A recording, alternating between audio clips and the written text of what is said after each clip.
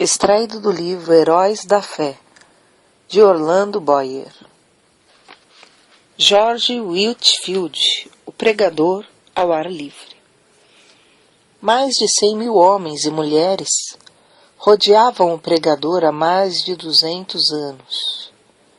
Em Cambuslang, Escócia, as palavras do sermão vivificadas pelo Espírito Santo ouviam-se distintamente em todas as partes que formavam esse mar humano. É-nos difícil fazer uma ideia do vulto da multidão, de 10.000 penitentes, que responderam ao apelo para se entregarem ao Salvador. Esses acontecimentos servem-nos como um dos poucos exemplos do cumprimento das palavras de Jesus. Em João 14:12, na verdade vos digo que aquele que crê em mim também fará as obras que eu faço, e as fará maiores do que estas, porque vou para meu Pai. Havia como um fogo ardente encerrado nos ossos deste pregador. George Whitefield, ardia nele um zelo santo de ver todas as pessoas libertas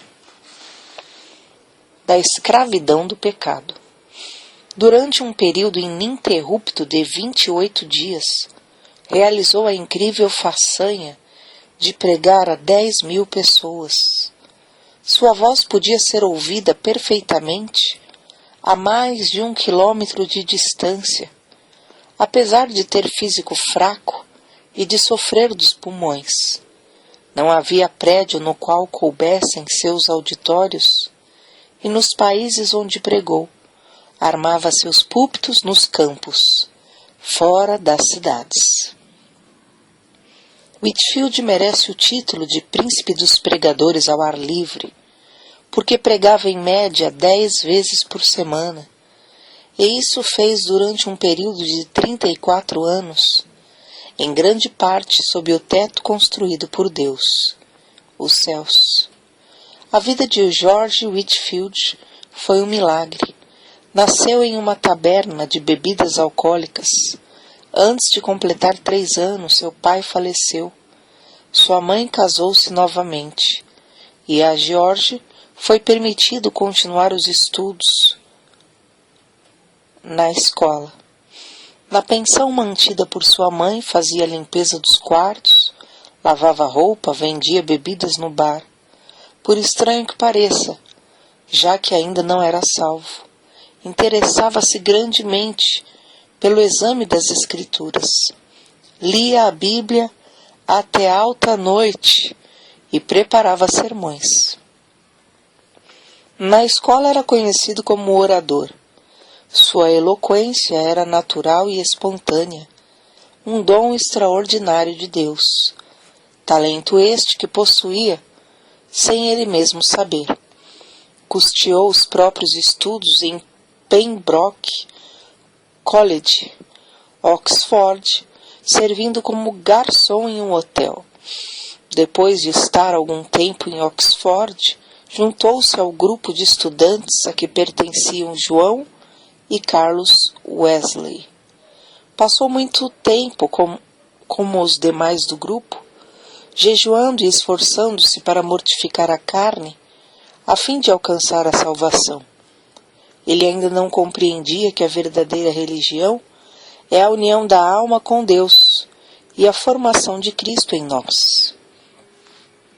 Acerca da sua salvação, escreveu algum tempo antes de morrer: todas as vezes que vou a Oxford, sinto-me impelido a ir primeiro a este lugar onde Jesus se revelou a mim pela primeira vez e me deu um novo nascimento. Com a saúde abalada, talvez pelo excesso de estudo, George voltou à casa para recuperá-la. Resolvido a não cair no indiferentismo, inaugurou uma classe bíblica para jovens que, como ele, desejavam orar e crescer na graça de Deus. Visitavam diariamente os doentes e os pobres, e frequentemente os prisioneiros nas cadeias, para orar com eles e prestar-lhes qualquer serviço manual que pudessem. Jorge tinha no coração um plano que consistia em preparar 100 sermões e apresentar-se para ser separado para o ministério. Porém, quando havia preparado apenas um sermão, seu zelo era tanto que a igreja insistia em ordená-lo com apenas 21 anos, embora fosse regra não aceitar ninguém para tal cargo com menos de 23 anos. O dia que precedeu sua separação para o ministério, Jorge passou-o em jejum e oração. Acerca desse fato ele escreveu: à tarde, retirei-me para um alto, perto da cidade, onde orei com instância durante 2 horas, pedindo em meu favor e também por aqueles que estavam para ser separados comigo. No domingo, levantei-me de madrugada e orei sobre o assunto da epístola de Paulo a Timóteo, especialmente sobre o seguinte preceito: ninguém despreze a tua mocidade. Quando o ancião me impôs a sua mão, se me viu o coração não me engana, ofereci todo o meu espírito, alma e corpo para o serviço no santuário de Deus. Posso testificar perante os céus e a terra que dei-me a mim mesmo, quando o ancião me impôs as mãos, para ser um mártir, por aquele que foi pregado na cruz em meu lugar. Os lábios de Whitefield foram tocados pelo fogo divino do Espírito Santo durante sua separação para o ministério. No domingo seguinte, naquela época de gelo espiritual, pregou pela primeira vez. Alguns se queixaram de que 15 dos ouvintes enlouqueceram ao ouvirem o sermão. O ancião da igreja, porém compreendendo o que se passava, respondeu que seria muito bom se os 15 não se esquecessem da sua loucura antes de chegar o outro domingo. Whitefield nunca se esqueceu nem deixou de aplicar a si as seguintes palavras do Dr. Delaney: desejo todas as vezes que subir ao púlpito considerar essa oportunidade como a última que me é dada de pregar e a última dada ao povo de ouvir. Alguém assim escreveu sobre uma de suas pregações: quase nunca pregava sem chorar, e sei que as suas lágrimas eram sinceras. Ouvi-o dizer: vós me censurais porque choro. Mas como posso conter-me, quando não chorais por vós mesmos, apesar das vossas almas mortais estarem à beira da destruição? Não sabeis se estáis ouvindo o último sermão ou não, ou se jamais tereis outra oportunidade de chegar a Cristo. Chorava às vezes até parecer que estava morto, e custava recuperar as forças. Disse que os corações das maiorias dos ouvintes eram derretidos pelo calor intenso de seu espírito, como prata na fornalha do refinador. Quando estudante no colégio de Oxford, seu coração ardia de zelo. Pequenos grupos de alunos se reuniam no seu quarto diariamente, movidos tais quais os discípulos, logo depois do derramamento do Espírito Santo, no Pentecostes. O Espírito continuou a operar poderosamente nele e por ele durante o resto da sua vida, porque nunca abandonou o costume de buscar a presença de Deus. Separava o dia em 3 partes: 8 horas sozinho com Deus e em estudos, 8 horas para dormir e fazer as refeições, 8 horas para o trabalho entre o povo. De joelhos lia e orava sobre a leitura das Escrituras, recebendo luz, vida e poder. Numa de suas visitas aos Estados Unidos, passou a maior parte da viagem a bordo sozinho em oração. Alguém escreveu sobre ele: seu coração encheu-se tanto dos céus que anelava por um lugar onde pudesse agradecer a Deus. E sozinho durante horas chorava, comovido pelo amor consumidor do seu Senhor.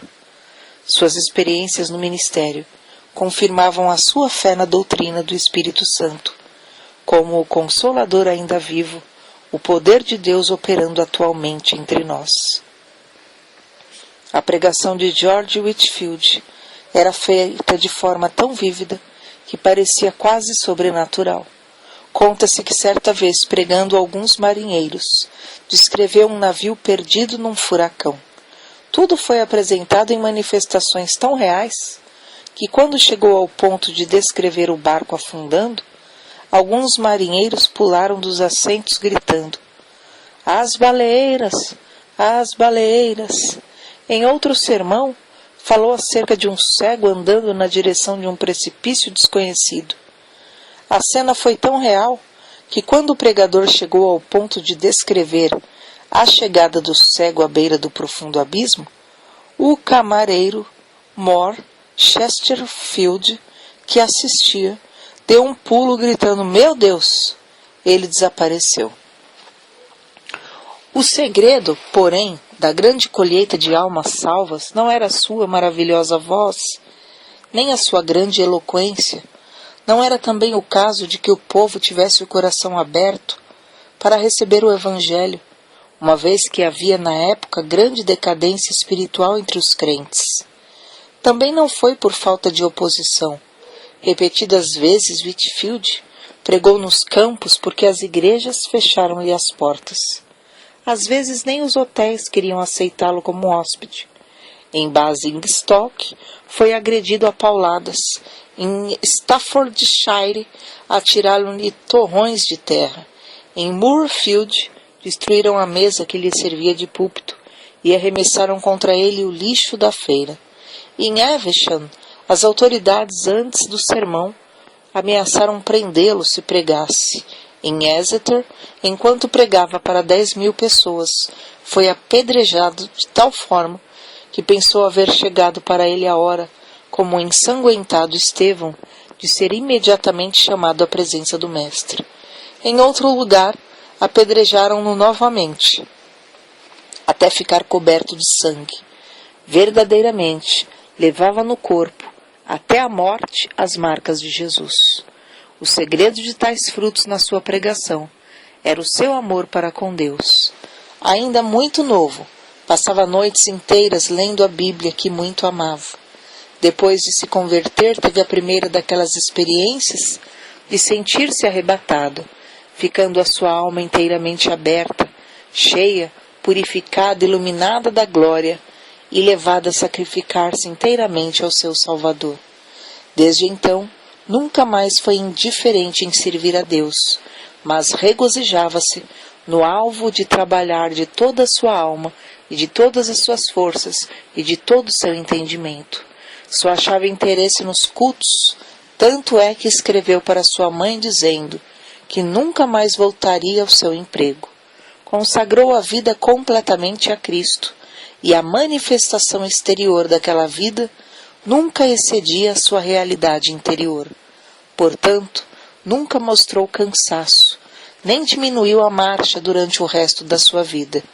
Apesar de tudo, ele escreveu: "A minha alma era seca como o deserto.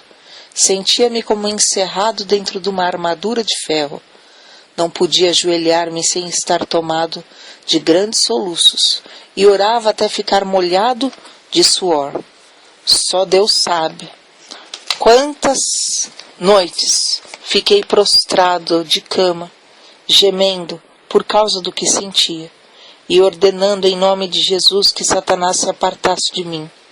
Outras vezes passei dias e semanas inteiras prostrado em terra, suplicando para ser liberto dos pensamentos diabólicos que me distraíam. Interesse próprio, rebelião, orgulho e inveja que me atormentavam, um após outro, até que resolvi vencê-los ou morrer. Lutei até Deus me conceder vitória sobre eles." George Whitefield considerava-se um peregrino, errante no mundo, procurando almas. Nasceu, criou-se e diplomou-se na Inglaterra. Atravessou o Atlântico 13 vezes. Visitou a Escócia 14 vezes. Foi ao país de Gales várias vezes. Visitou uma vez a Holanda. Passou 4 meses em Portugal, nas Bermudas. Ganhou muitas almas para Cristo, como nos demais lugares onde trabalhou. Acerca do que sentiu em uma das viagens, A coluna da Geórgia, Whitefield escreveu: foram-me concedidas manifestações extraordinárias do alto. Cedo de manhã, ao meio-dia, ao anoitecer e à meia-noite, de fato, durante o dia inteiro, o amado Jesus me visitava para renovar meu coração. Se certas árvores perto de Stonehouse pudessem falar, contariam acerca da doce comunhão que eu e algumas almas amadas desfrutamos ali com Deus. Sempre bendito.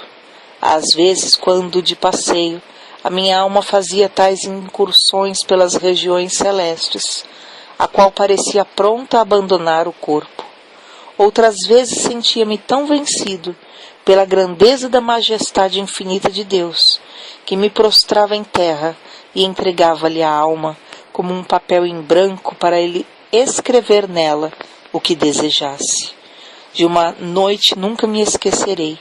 Relampejava excessivamente. Eu pregara a muitas pessoas e algumas ficaram receosas de voltar a casa. Senti-me dirigido a acompanhá-las e aproveitar o ensejo para as animar a se prepararem para a vinda do Filho do Homem. Oh, que gozo senti na minha alma, depois de voltar, enquanto alguns se levantavam das suas camas, assombrados pelos relâmpagos que andavam pelo chão e brilhavam de uma parte do céu até outra, eu, com mais um irmão, ficamos no campo adorando, orando, exultando ao nosso Deus e desejando a revelação de Jesus dos céus, uma chama de fogo. Como se pode esperar outra coisa a não ser que as multidões a quem Whitefield pregava fossem levadas a buscar a mesma presença? Na sua biografia há um grande número de exemplos que bem ilustram tal fato. Ele diz: oh, quantas lágrimas foram derramadas com forte clamor pelo amor do querido Senhor Jesus. Alguns desmaiavam e, quando recobravam as forças, ouviam e desmaiavam de novo. Outros gritavam como quem sente a ânsia da morte. E depois de findar o último discurso, eu mesmo senti-me tão vencido pelo amor de Deus que quase fiquei sem vida. Contudo, por fim, revivi, e depois de me alimentar um pouco, estava fortalecido o bastante para viajar cerca de 30 quilômetros até Nottingham. No caminho, a alma alegrou-se cantando hinos. Chegamos quase à meia-noite. Depois de nos entregarmos a Deus em oração, deitamo-nos e descansamos na proteção do querido Senhor Jesus. Ó Senhor, jamais existiu amor como o teu. No dia seguinte, em Fog's Manor, a concorrência aos cultos foi tão grande como em Nottingham. O povo ficou tão quebrantado que por todos os lados vi pessoas banhadas em lágrimas. A palavra era mais cortante que espada de 2 gumes, e os gritos e gemidos alcançavam o coração mais endurecido. Alguns tinham semblantes pálidos, como a palidez de morte. Outros torciam as mãos, cheios de angústia. Ainda outros foram prostrados ao chão, ao passo que outros caíam e eram aparados nos braços de amigos. A maior parte do povo levantava os olhos para os céus, clamando e pedindo a misericórdia de Deus. Eu, enquanto os contemplava, só podia pensar em uma coisa: o grande dia. Pareciam pessoas acordadas pela última trombeta, saindo dos seus túmulos para o juízo. O poder da presença divina nos acompanhou até Buck's Ridge, onde os arrependidos choravam e os salvos oravam lado a lado. O indiferentismo de muitos transformou-se em assombro, e o assombro depois em grande alegria. Alcançou indivíduos das mais diversas classes, idades e tipos de conduta. A embriaguez foi abandonada por aqueles que eram dominados por esse vício. Os que haviam praticado qualquer ato de injustiça foram tomados de remorso. Os que tinham furtado foram constrangidos a fazer restituição. Os vingativos pediram perdão. Os pastores ficaram ligados ao seu povo por um vínculo mais forte de compaixão. O culto doméstico foi tomado pela presença de Deus e iniciado nos lares. Os homens foram levados a estudar a palavra de Deus e a ter comunhão com o seu Pai nos céus. Mas não foram somente nos países populosos que o povo afluiu para ouvi-lo. Nos Estados Unidos, quando eram ainda um país novo, ajuntaram-se grandes multidões dos que moravam longe, uns dos outros, nas florestas. O famoso Benjamin Franklin, no seu jornal, assim noticiou essas reuniões. Quinta-feira, o reverendo Whitfield partiu de nossa cidade, acompanhado de 150 pessoas, a cavalo, com destino a Chester, onde pregou a 7.000 ouvintes, mais ou menos. Sexta-feira, pregou 2 vezes em Williamstown, a quase 5.000. No sábado, em Newcastle, pregou a cerca de 2.500, e na tarde do mesmo dia, em Christiana Bridge, pregou a quase 3.000. No domingo, em White Clay Creek, pregou 2 vezes, descansando uma meia hora entre os sermões, a 8.000 pessoas, das quais cerca de 3.000 tinham vindo a cavalo. Choveu a maior parte do tempo, porém todos se conservaram em pé ao ar livre. Como Deus estendeu a sua mão para operar prodígios por meio do seu servo, vê-se no seguinte relato. Num estrado perante a multidão, depois de alguns momentos de oração em silêncio, Whitfield anunciou de maneira solene o texto: é ordenado aos homens que morram uma só vez, e depois disto vem o juízo. Depois de curto silêncio, ouviu-se um grito de horror vindo de um lugar entre a multidão. Um pregador presente foi até o local da ocorrência para saber o que tinha acontecido. Logo voltou e disse: irmão Whitfield, estamos entre os mortos e os que estão morrendo. Uma alma imortal foi chamada à eternidade. O anjo da destruição está passando sobre o auditório. Clame em alta voz e não cesse. Então foi anunciado ao povo que um dentre a multidão havia morrido. Whitfield leu a segunda vez o mesmo texto. É ordenado aos homens que morram uma só vez. Do local onde a senhora Huntington estava em pé, veio outro grito agudo. De novo, um tremor de horror passou por toda a multidão quando anunciaram que outra pessoa havia morrido. Whitfield, porém, em vez de ficar tomado pelo pânico, como os demais, suplicou graça ao ajudador invisível e começou com eloquência tremenda a prevenir os impenitentes do perigo. Não devemos concluir, contudo, que ele era o sempre solene ou sempre veemente. Nunca houve quem experimentasse mais formas de pregar do que ele. Apesar da sua grande obra, não se pode acusar Whitfield de procurar famas ou riquezas terrestres. Sentia fome e sede da simplicidade e sinceridade divinas. Dominava todos os seus interesses e os transformava para a glória do reino do seu Senhor. Não ajuntou ao redor de si os seus convertidos para formar outra denominação, como alguns esperavam. Não, apenas dava todo o seu ser, mas queria mais línguas, mais corpos, mais almas a usar para o Senhor Jesus. A maior parte de suas viagens à América do Norte foram feitas em prol do orfanato que fundara na colônia da Geórgia. Vivia na pobreza, e esforçava-se para granjear o necessário para o orfanato.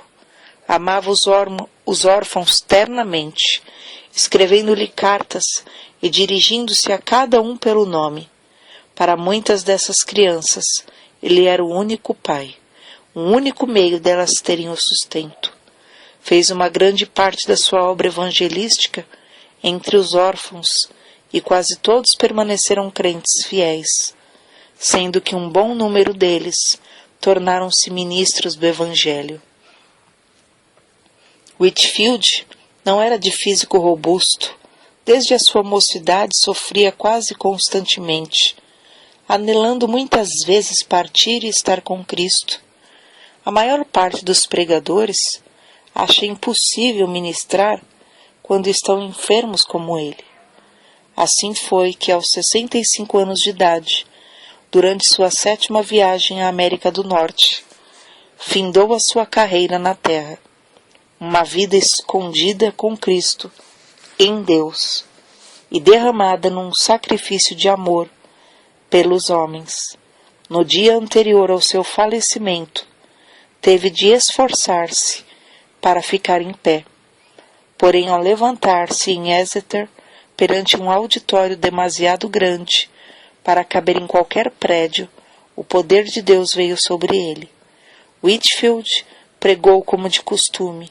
Durante 2 horas, um dos que lhe assistiram disse que seu rosto brilhava como o sol. O fogo aceso no seu coração, no dia da oração e do jejum, quando da sua separação para o ministério, ardeu até dentro dos seus ossos e nunca se apagou. Certo homem eminente dissera a Whitefield: não espero que Deus chame um irmão breve para o lar eterno, mas quando isso acontecer, regozijar-me-ei ao ouvir o seu testemunho. O pregador respondeu: então ficará desapontado, morrerei calado. A vontade de Deus é dar-me tantos ensejos para testificar dele durante minha vida, que não me serão dados outros na hora da morte. E sua morte ocorreu como predissera. Depois do sermão em Exeter, foi a Newburyport para passar a noite na casa do pastor. Ao subir para o quarto de dormir, virou-se na escada e, com a vela na mão, proferiu uma curta mensagem aos amigos que ali estavam e insistiam em que pregasse. Às 2 horas da madrugada, acordou. Faltava-lhe o fôlego. Pronunciou para o seu companheiro as suas últimas palavras na terra: estou morrendo. No seu enterro, os sinos das igrejas de Newburyport dobraram e as bandeiras ficaram a meia haste. Ministros de toda parte vieram assistir aos funerais. Milhares de pessoas não conseguiram chegar perto da porta da igreja por causa da imensa multidão. Conforme seu pedido, foi enterrado sob o púlpito da igreja. Se quisermos ter os mesmos frutos, ver milhares salvos, como George Whitefield os teve, temos de seguir o seu exemplo de oração e dedicação. Alguém pensa que é tarefa demais. Que diria George Whitefield agora, junto aos que levou a Cristo, se lhe fizessem essa pergunta?